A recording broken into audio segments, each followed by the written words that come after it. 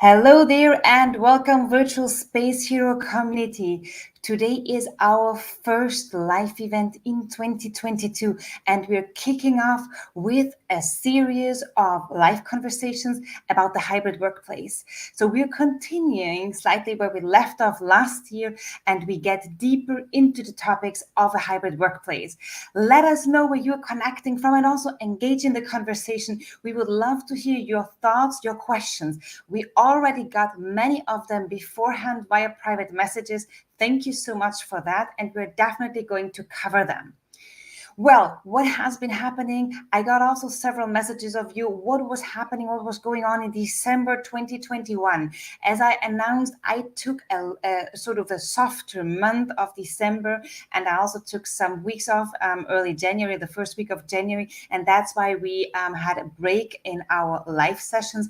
But we're back again, and the program is filled up with guests until March 2022. We will update it today on our webpage, virtualspacehero.com.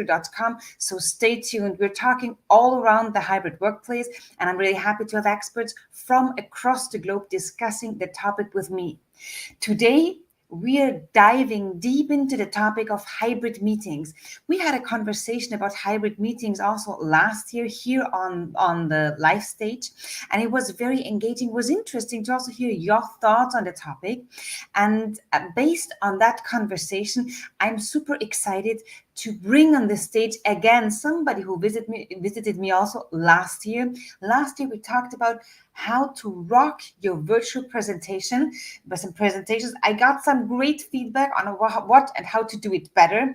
This time, we're going to talk with Karin Reed about her new book, Suddenly Hybrid. And with that, Karin, happy to have you back here with me on the live stage. Barbara, thank you so much for having me. And I'm glad that you took some time off because if anything, we've learned that self-care is really important as we're going through these crazy times. So delighted to be joining you again and talking to you about something that I feel really passionate about, which is making these hybrid meetings work and as effective as possible.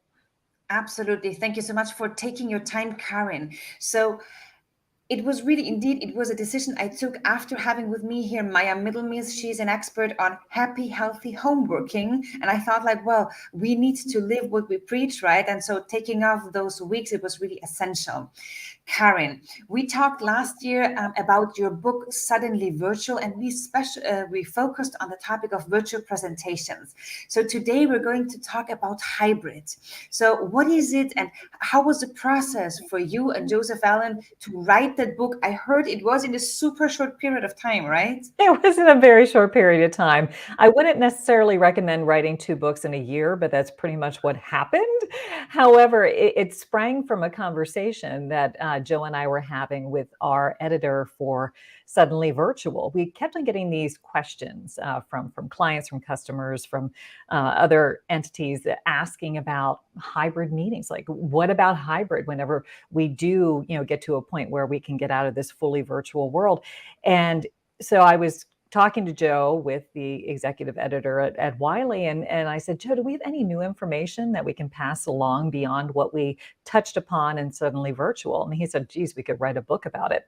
And my executive editor said, don't tease me. What do you mean? And so suddenly we found ourselves writing Suddenly Hybrid, which was really an interesting journey because, it's writing a book about something that is still evolving. And that is a challenge and also a pretty interesting spot to be in because there are some companies that have been doing it for a long time pre-pandemic that you can learn from.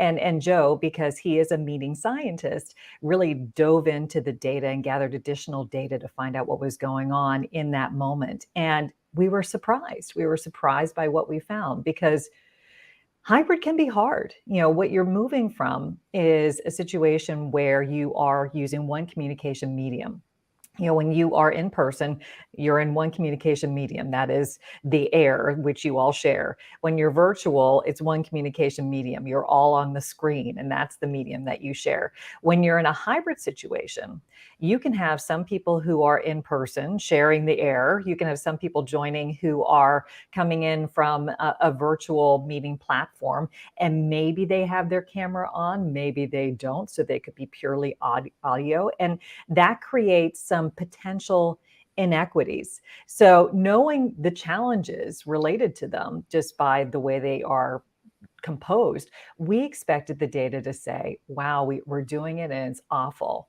But actually, the data revealed that those who were doing hybrid meetings, who were following the best practices, were actually finding them to be really satisfying with higher levels of participation and less what we call counterproductive meeting behaviors.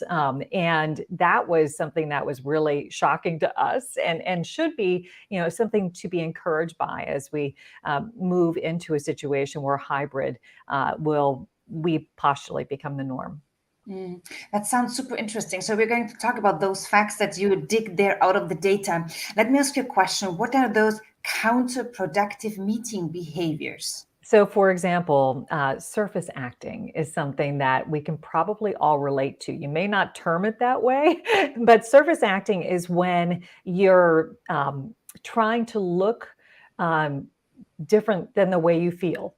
So, for example, if you are on a virtual meeting and you're having a terrible day, you're probably not going to sit there showing it on your face. Mhm. You're probably going to want to try to at least give an appearance of being in a better frame of mind than you might feel. That Mhm. is something called surface acting, and that is an exhausting behavior and very draining. Counterproductive behaviors can also be monologuing, people who just take over the conversation and don't let anybody else get a word in edgewise. There's a long laundry list of things that we've probably all seen. You could probably add a few yourself. But what we found in the data is that people did that less. And they also participated more in a hybrid meeting versus a virtual meeting, even, which I thought was really interesting. Oh, that's interesting. So we definitely need to dig into those best practices that you were talking about. Right. So we do know that hybrid meetings are here to stay. So what do leaders have to do differently when conducting hybrid meetings? What are the quintessentials that you would recommend every leader to think about? There are so many of them, Barbara, but I'll just give you the overarching theme. You have to be intentional because if you don't plan for it, you're going to end up with a two-tiered system where you have those who are in the room, if you're the leader and you're leading the meeting from in the room, who will have a leg up versus those who are joining virtually, who are at a risk of being forgotten. So with that in mind, you as the leader have a lot of responsibility to raise the collective awareness of everybody who is in the meeting room, those who you might be able to reach over and touch, and those who are joining virtually. So there are some strategies that you can put in place. One of them I'll mention right off the top is the companies that I see doing hybrid well have a policy of letting remote people speak first. Mhm. So, say you have a topic on the table in the agenda, and rather than saying, okay, let's start off the discussion and tossing it to somebody in the room, instead, immediately turn it over to the virtual attendees to weigh in first.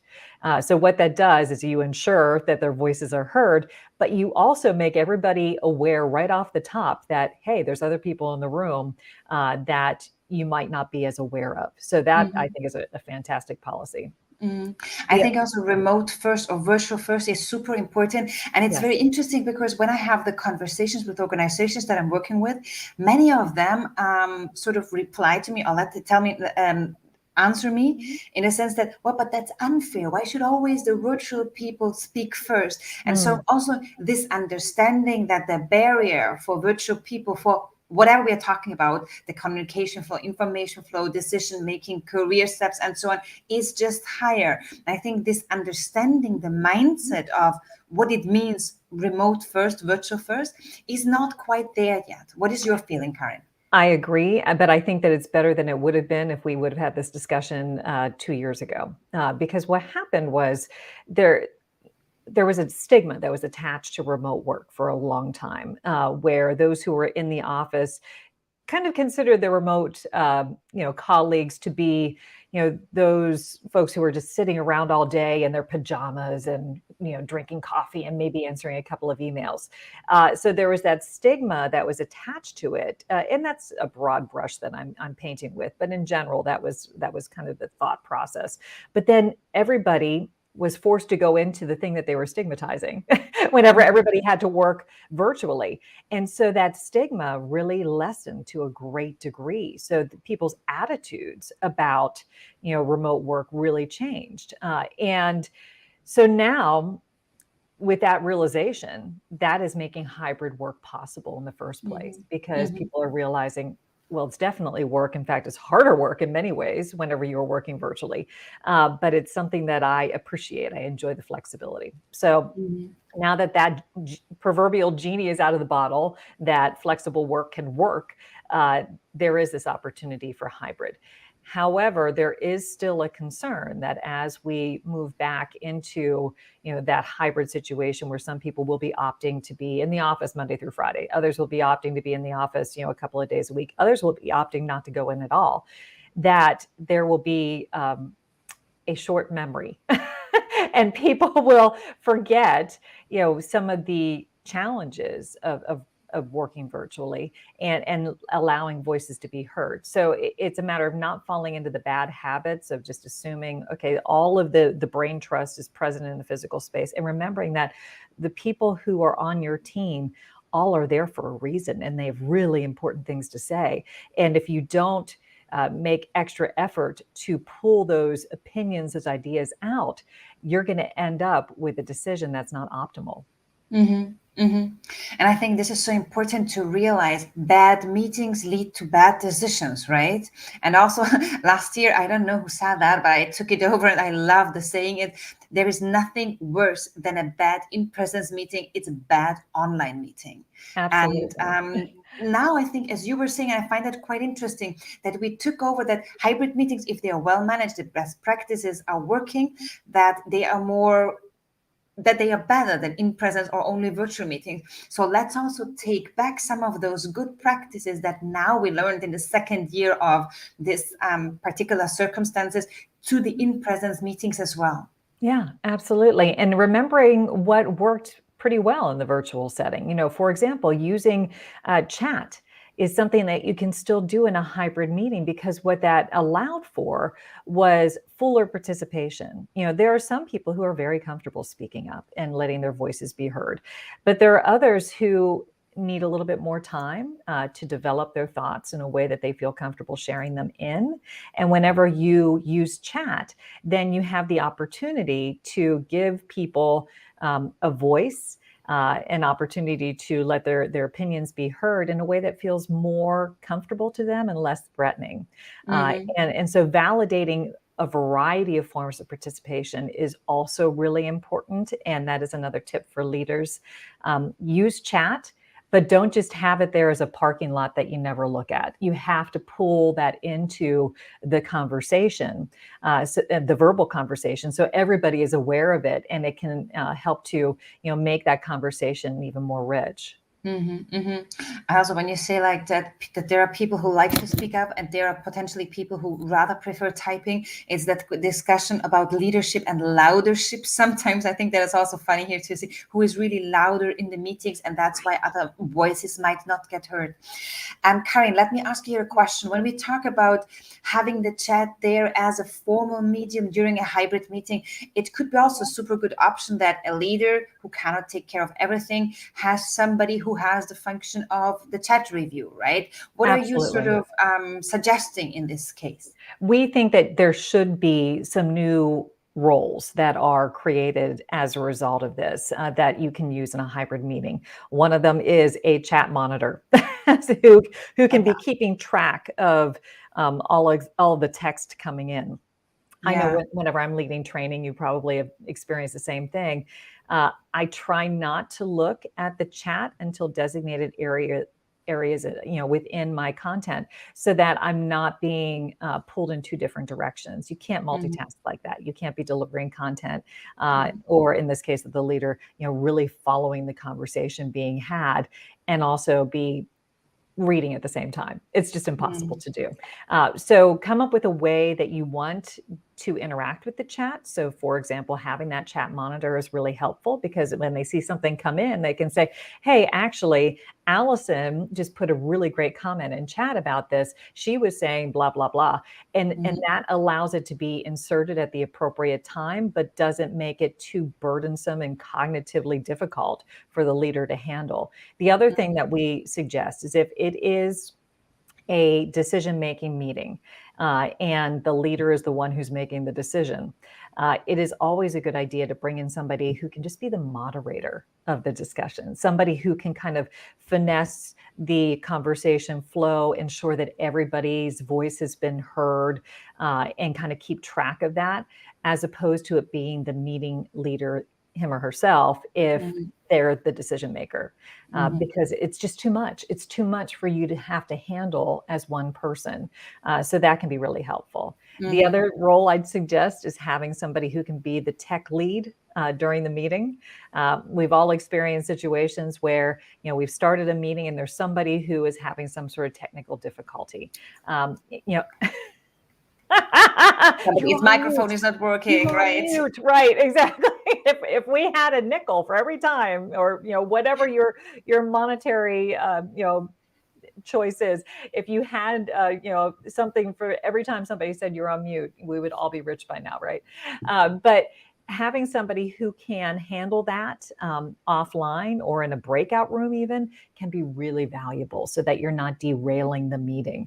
And tell me if I'm talking too long, Barbara, but I have a lot of tips I can suggest. But the last one I would say is developing in-room buddies, where you have somebody who is in the physical room matched up with somebody who is joining virtually, who can be an advocate for that person who is coming in remotely.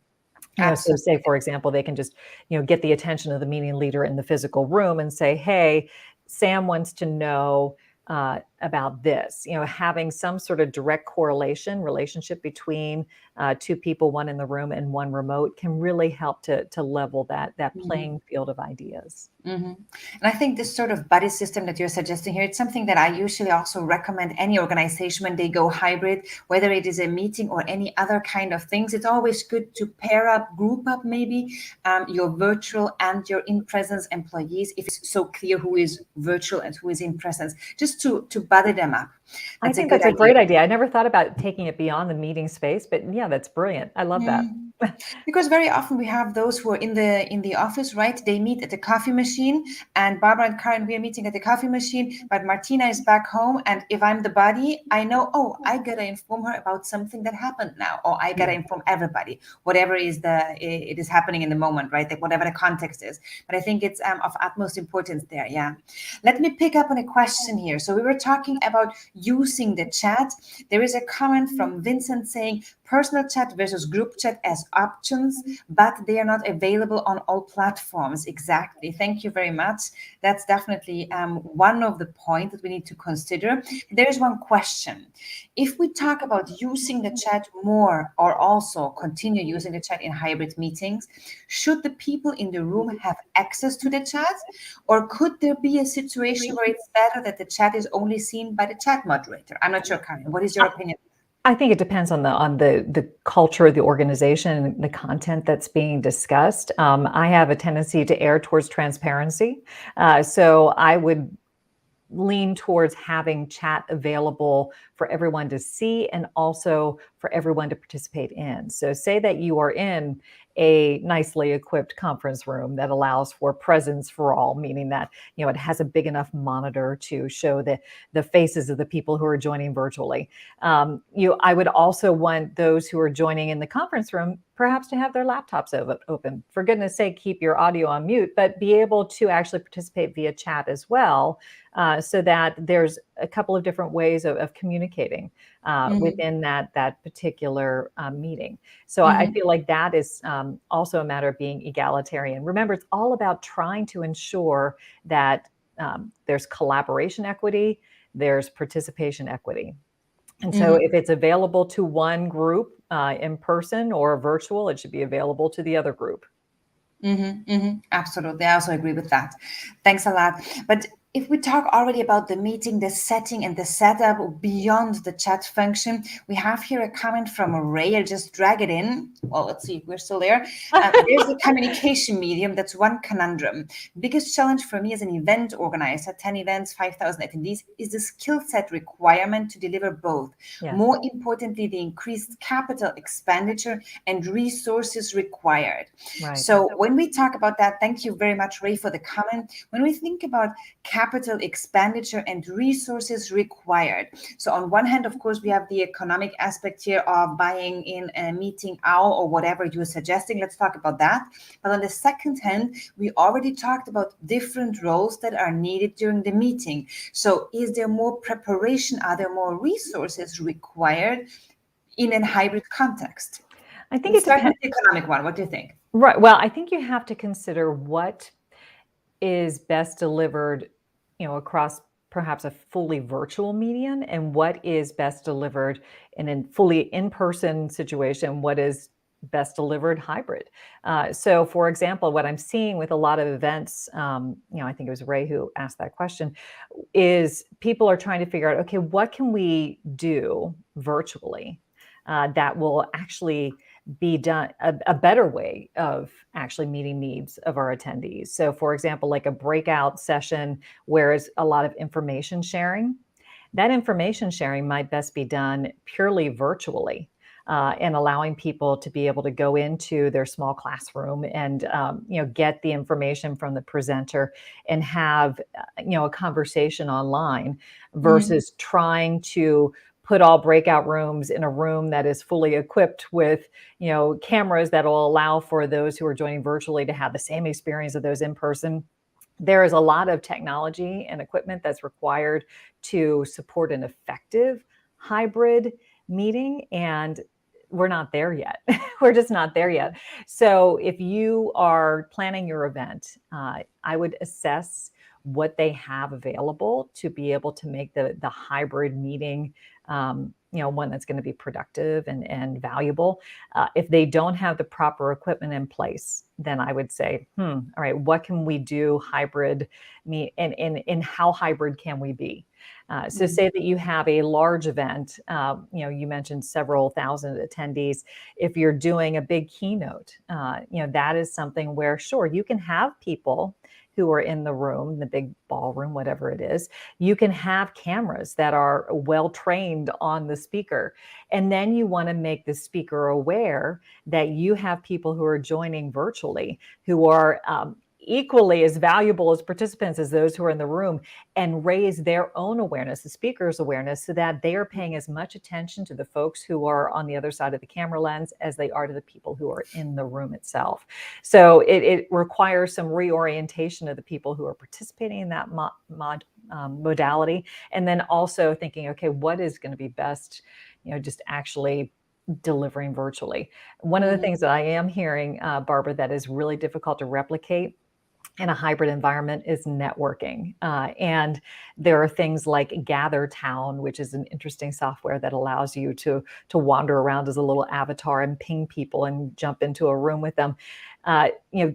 There is a certain level of technical proficiency that is required to be able to navigate that. And some may have it and others may not.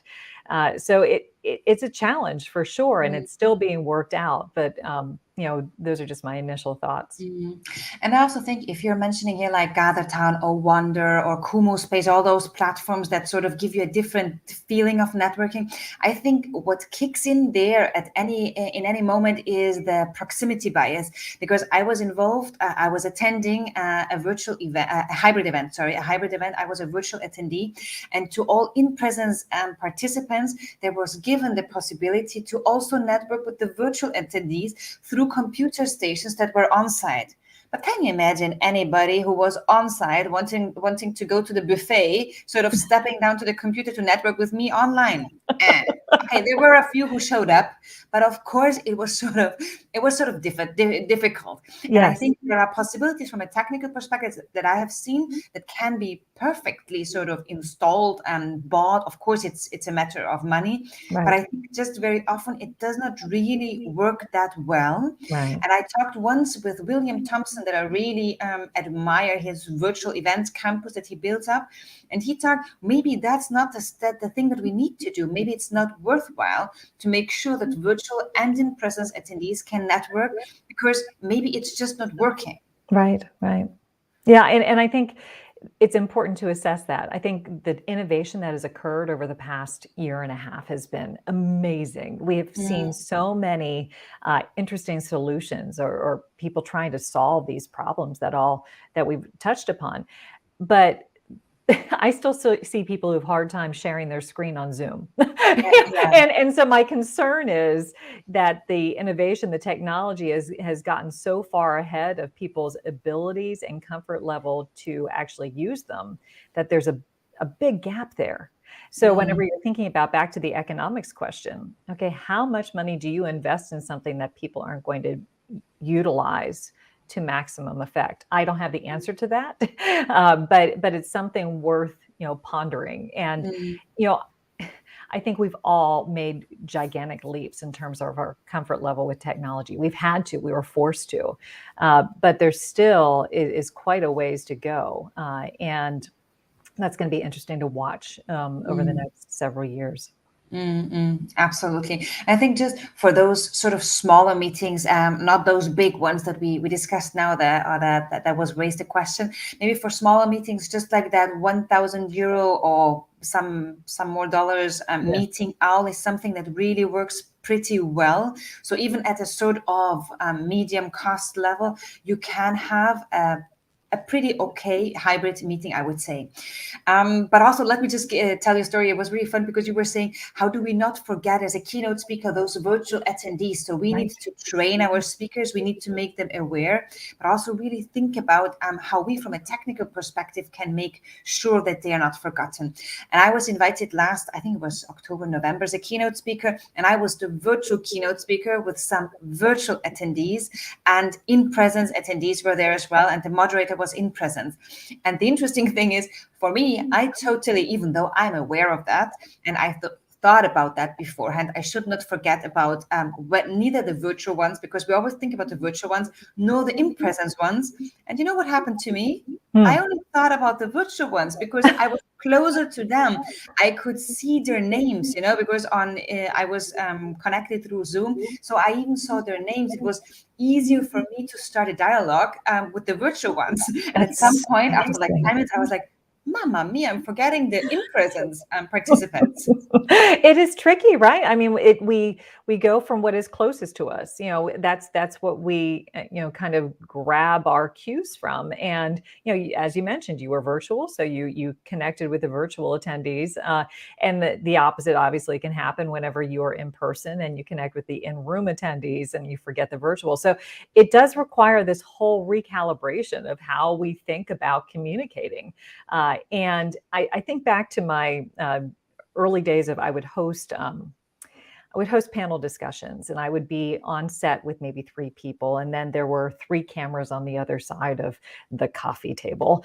And I always told the guests, think of the cameras as representing people.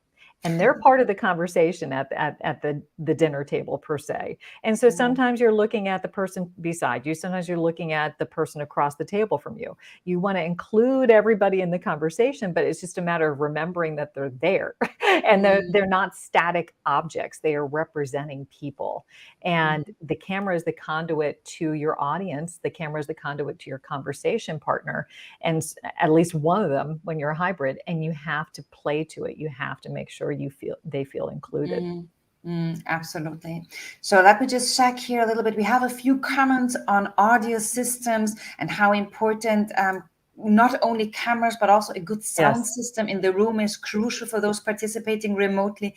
Being aware also, Liliana, thanks a lot for that comment, that I always sort of see people in the room chatting like a side conversation, which of course can be super disturbing for those who are, but it can be disturbing anyways, but particularly for those who are online, right? Because it's not that it sort of decreases the audio quality. And there's And another a quick comment from comment to what she Liliana. was Go ahead. saying too is that people are more tolerant of poor video quality than they are of poor audio quality, because if you can't hear what is going on, there is no meeting. So for those who are thinking about meeting room design, you really focus on audio clarity and fidelity.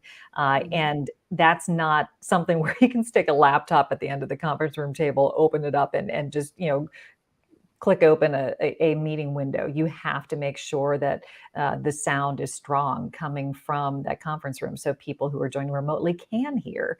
But that also goes on the other side. If you are joining remotely, you have to ensure that your audio fidelity is excellent so that they can hear what you have to say. So it's a matter of being equipped remotely, but also being equipped within the meeting room to allow for hybrid meetings to happen.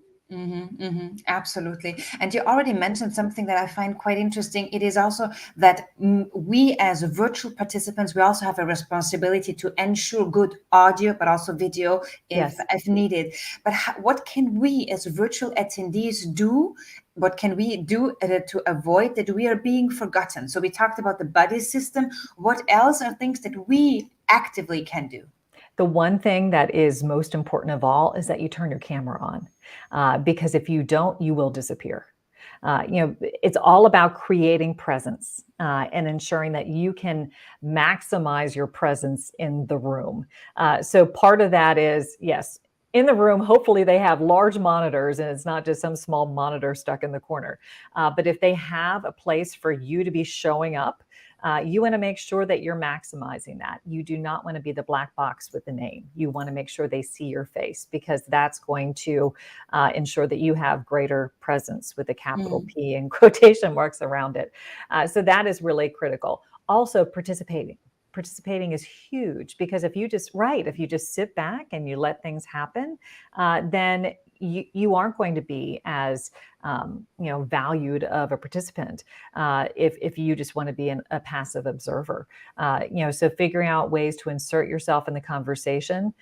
You can do it. You can kind of inject by putting something in chat and raising your emoji hand, whatever it is, making sure that you take advantage of those opportunities, because you can't expect there to always be an awareness that you might have something to say, or somebody being proactive and calling upon you, even though we would advocate that the leader does do that. You want to kind of protect your own value by being proactive in your participation. That is really critical. And I think this also extends, just if we think about hybrid work, hybrid organizations, because we know that virtual workers very often are left out of the conversation in meetings, but they're also sort of overstepped when it comes to career moves. And when I'm coaching and when I'm working with individuals, remote workers, I also tell them absolutely the same. And it also is the same rule for your career sort of outlook. Step up, be proactive, be there, show up, and then you will be recognized and not forgotten about. So proactivity, and also this sort of not necessarily being an extrovert and being loud in a meeting, but rather showing up and being proactive and intentional in when you are sort of participating, right? Right. Let your work be visible. Let yourself be visible in the meeting. And it doesn't have to be you just, adding your salient opinion. It can be you, validating other people's responses. It can be you, applauding what somebody has said, or, giving a contrary opinion. I mean, I think it's really important that, you don't just become too careful about curating what you're saying that you don't even get into the conversation at all. If you were in the meeting face to face, for example, you probably would feel more comfortable, throwing something out there off the cuff. Whenever you're virtual, there is a tendency to really want to be very measured in how you participate, but that can put you in a disadvantage, because the speed of conversation can be pretty quick. And if you miss out on that opportunity, it may not come back again. Absolutely. So let me pick up here on another comment question. So face-to-face on-site means use all five senses versus online or remote only one or two senses.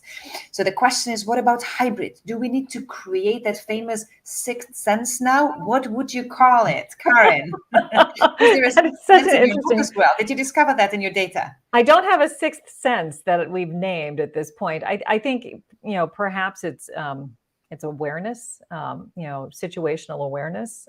And I think that's probably the secret sauce. If you are aware of who all is in the room, and you kind of change your mental mindset around that, I think it's going to make you more effective as a hybrid leader and a hybrid attendee. But what I would strongly recommend is, if you are a remote attendee, please make it not just one sense, make it two senses. You need to have audio and video. It is so very, very important.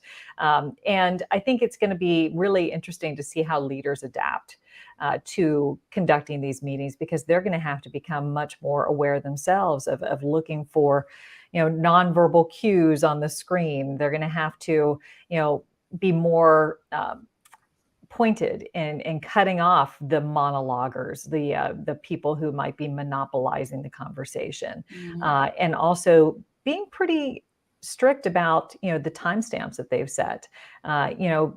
You can see a meeting that goes off the rails and then never quite gets back onto the agenda. That's kind of best meeting practices 101. Creating an agenda and sticking to it. But that's going to become even more important in a hybrid meeting. The other thing I wanted to touch upon too, Barbara, is just the idea of being more prepared coming into the meeting. Leaning into pre-work, so that whenever you get into that hybrid meeting, it is all about discussion and collaboration, and you enter that meeting at a higher level of understanding than if you had just called the meeting without assigning any sort of pre-work. We've all experienced just an overwhelming explosion of meetings cluttering our calendar. And a big solution to that is to, first of all, not have so many meetings, or meetings that don't need to be had. Information sharing meetings, they don't need to happen. You just need to actually do it asynchronously, whatever way you feel comfortable doing and that you feel will make it, your message, fully nuanced. But having people do the pre-work and then holding them to it will ensure that the hybrid meeting you have will be better and will be more effective, just because you all have a higher level of understanding before you even begin. Absolutely. And I think also what is super important here is to realize that it's hybrid organization. It's not only remote first, but it's also asynchronous first. Yes. And I think that's something we still need to understand. We need to adopt that mindset. And just to come back about all the skills that you said we need to acquire for the leaders. Don't forget, there is a book coming out, so definitely think about getting that, because there are a lot of useful tips in there for your personal development if you're if you're leading meetings, or if you are a team member of a hybrid team. Yes, Thanks. we separated it out into meeting leaders and meeting attendees, because there are different skill sets that are required, and it takes both to be able to have a productive and effective hybrid meeting culture. And one of the things that Joe and I pride ourselves on is making sure our books are very practical. Yes, there's theory. For goodness sake, he is a meeting scientist, so of course there's going to be some theory, but I'm a practitioner, and I like to make sure that people have specific strategies that they can employ. So it's full of tools and checklists and bulleted reflections, so that you're able to take this and use it almost as a workbook, and really plot out your hybrid meeting strategy. Because if you don't, you're going to run into problems, very honestly. You need to have a strategy going into this. And I can totally recommend it. Well, I was a researcher for 10 years. So of course, I'm super thankful that there is an evidence-based basis of the whole book. Right. But as you're saying, it's such a great read. And I'm very humbled to be one of the preview copy readers. And I'm going to share with all of you my learnings in the upcoming weeks. I'm just reading it. I love the way it's written and the way it guides you through your own action planning, to say so. So definitely check out the book, Suddenly Hybrid, Managing the Modern Meeting. Thank you so much. I appreciate that, Barbara. Let us go into one more question here from Ida. Thanks a lot, Ida, for your question. What's the best way to manage it if I'm one of the remotes as the organizer? Sometimes it's really hard to follow the discussions in the presence room, especially when I don't know the people very well. So, Karin, what's your take on this? Establishing some guidelines for how to participate is really valuable. So come up with a turn-taking policy that works and make people stick to it. What I can envision happening for you, Ida, is that people in person or rather in the room just start having conversations. You probably can't hear them that well. And then the meeting kind of gets away from you. So what I would do as the organizer is, set the ground rules. Okay. How do you get in the conversation queue? And allow them to follow that. So that can be something where, okay, if you have a comment to make, please raise your hand, which, maybe feels like you're going back to school, but you have to have some system around it. Maybe it's put something in the chat that you have a question to ask or a comment to make, and then say, and I'll call on you so that we can hear your voice. So it's difficult because in some ways you feel like you're missing out on that serendipitous sort of conversation flow. But the cost of not having organization and structure around the conversation is pretty vast, and you want to avoid that at all costs. I think it reminds me of something that we usually call planned spontaneity. When it comes to hybrid work in general, as a team, you need to, because there are not those spontaneous conversations. You don't meet spontaneously on the outside of the office or near the copy machine or the coffee machine. So you need to plan for spontaneity, even though it's a paradox, right? It sort of reminds me of what you were talking about when it comes to meetings now. Right. And that social lubrication that we become so used to, the meeting up in the coffee room or in the break room, and you have something that, ends up being a great discussion, but I loved what you were saying that, okay, if you have somebody you're buddied up with who is remote, then you'll know, oh, I have to go and talk to Rachel about what we just discussed. Absolutely. So putting the responsibility, spreading the responsibility throughout the team, I think is a really, really effective way to combat some of the potential information silos that can occur. Absolutely. Let me ask you one almost last question, I think, Karin. Okay. It is about how can you minimize potential productivity dips as the team switches to this new way of working, of meeting, of gathering, the hybrid meetings? Training. You need to train your people on how to recalibrate the way they work. You need to train people on how to use the technology, because technology is going to be the underpinning for making hybrid meetings effective. So what I see often is companies will invest in a technology tool and not properly train people up on it. Just to give my own small experience with this, I was hired by a company to work with the sales force, teaching them how to sell virtually. And I would do all these one-on-one sessions. And I hopped on a call with one of them, and their image quality was terrible, grainy, and it just looked really bad. And I said, didn't the company send you a webcam? And she said, oh yeah, it's in the box in my closet. I'm like, why is it in your closet? She said, well, I didn't really know how to hook it up. I'm like, oh my gosh. So we sat there for her session and unboxed it and connected it. So if you have a situation where people are afraid to plug in a webcam, imagine the concerns that they have about dealing with new software. That is going to be something that you need to invest in the training. Don't just buy the tool, send it out, and expect people to figure it out. They're not going to, or either they'll be afraid to, or they won't have the time, because guess what? They have a whole lot of other stuff on their plate. So I would designate time for training just to empower people to use the tools.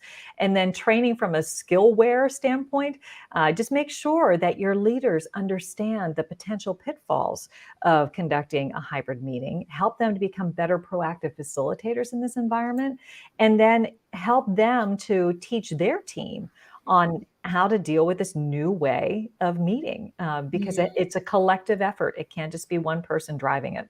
And I think what I learned, or what I saw particularly in the virtual space in the past 2 years, is that those rotating meeting role responsibilities also helps that you ensure that your whole team is being trained in those different roles, and also bringing that back, because honestly, I've never seen that really in presence teams, but it became sort of, at least in the teams that I was involved in, the organizations, it became sort of standard that they rotate a little bit those who is taking the minutes, who is the one, for example, thinking more about the chat, who is managing different aspects.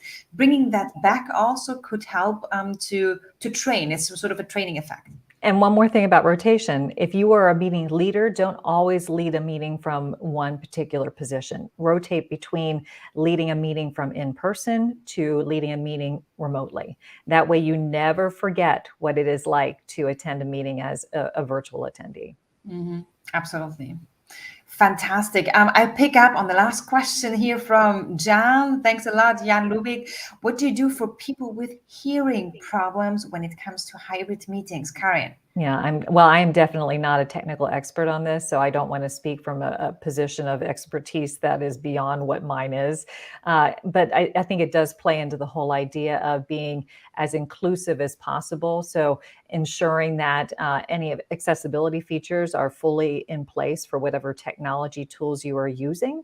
And then also ensuring that the audio that you are using within the room itself is sufficient. And that means the inputs as well as the outputs. It's really critical. And probably additionally, we could think about using always closed captioning for those in the room and for those online. Many of the platforms, and honestly, I was really surprised when I started using Google Meet with closed captioning, and 2 years ago particularly. It works pretty well, even though it's not perfect, Right. but it's a low cost possibility that works pretty okay in my opinion. Yeah, accessibility features have come a long way. That is actually an area of innovation that I think has been amazing in terms of allowing for these meetings to be as inclusive as possible. So, and about every platform has a pretty robust set of features around that.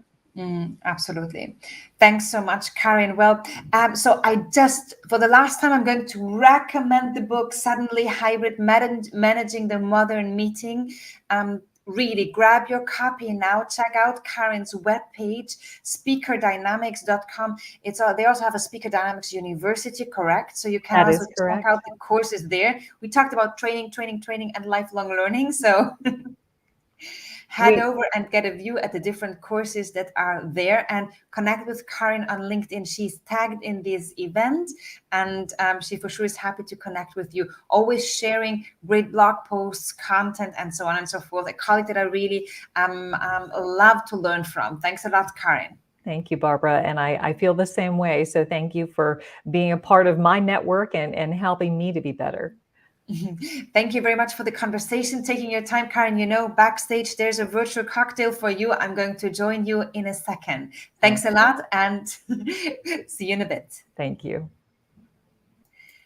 Thank you very much, Virtual Space Hero community. It was a tremendous conversation that we had. And as I said, I'm going to share my learnings from the book Suddenly Hybrid very soon on LinkedIn. So check out my feed. And I would love to hear your questions, suggestions for topics or speakers, guests that you want to see on my live show. As I mentioned, on virtualspacehero.com, you can already find some of the guests that are lined up until April, until the end of April. I'm going to update the webpage by the end of this week. So check it out and mark your calendars. We're going to have a topical focus in the next three and a half months. It's going to be only about hybrid work. And then we're going to talk about hybrid learning environments. So definitely don't miss this out. With that, I'm saying Thank you very much. Thanks a lot, Jan, for being here. Thanks a lot, Liliana. It was great seeing you. And yes, Jan, definitely hybrid workplace. It's all around inclusivity. And we're also going to have a live session about this coming up very soon. So with that, I'm going to say goodbye, and don't forget to become a virtual space hero. Bye.